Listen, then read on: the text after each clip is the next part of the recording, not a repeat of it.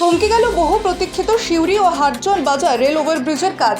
সকাল থেকেই জোর কদমে কাজ শুরু হয়েছিল সিউড়ি হাটজন বাজার রেল ব্রিজের প্রথম গার্ডারটি যথাস্থানে তোলা গেলেও দ্বিতীয় গার্ডারটি তোলার সময় কোনো এক অজানা যান্ত্রিক গোলযোগের কারণে পাল্টি খেয়ে যায় বিরাট ওই ধাতব রেলের গার্ডারটি। শুরু হয় বিপত্তি। বহু চেষ্টার পরেও সেটিকে আর যথাস্থানে স্থাপন করা সম্ভব হয়নি। তাই বহু প্রতীক্ষার পরেও আজ স্থগিত রাখা হলো রেল ওভারব্রিজের কাজ। পুনরায় কবে আবার এই কাজ শুরু হবে, এই নিয়ে ধোঁয়াশায় শহরবাসী। যদিও রেলের তরফ থেকে জানানো হয়েছে খুব শীঘ্রই আবার পুনঃস্থাপন করা হবে এই রেলের গার্ডারের অংশগুলিকে। এটা হচ্ছে ওদের যারা, আমার তো মনে হচ্ছে এদের কোনো টেকনিক্যাল কোনো ফল্ট ছিল, যেটা ট্রেন ওরা যেটা বলতে চাইছে, কিন্তু এরা তো প্রায় ঠিক করে ফেলেছিল যেটা, কিন্তু কেন যে হঠাৎ করে, আমার যা ধারণা এটা রেল দপ্তরের এটা বা যারা কাজ করছে ইঞ্জিনিয়ারদের, তাদের ঠিক মতো দেখা উচিত ছিল।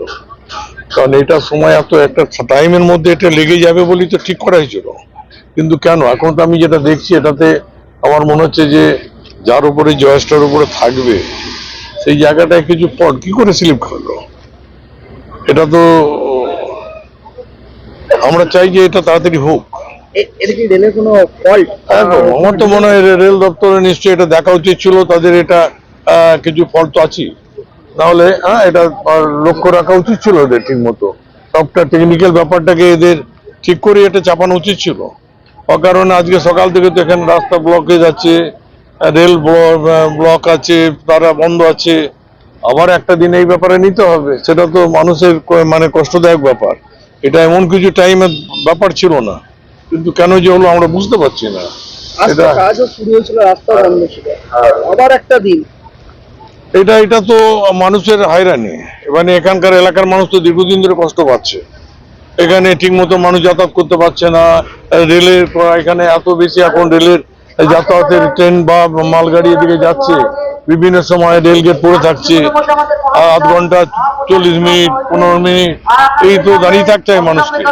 তো আমরা চাই এটা তাড়াতাড়ি এটা তৈরি হোক, বেশি বিলম্ব না করে, এবং এটা মানুষের চাহিদা, এবং এটার জন্য দীর্ঘদিন ধরে লড়াই করছে মানুষ, এলাকার সাফারার হচ্ছে।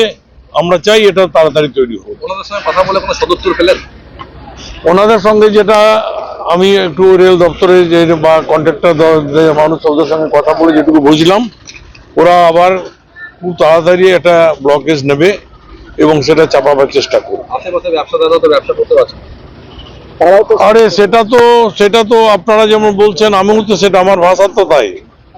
এটা ওদের রেলকে ভালো করে এটা দেখা উচিত ছিল, তারপরে এইটাকে ব্লকেজ করা উচিত ছিল, এবং সেটা এই দীর্ঘদিন ধরে তো চলতে পারে না। রেলের একটা দায়িত্ব নিয়ে কাজ করা উচিত।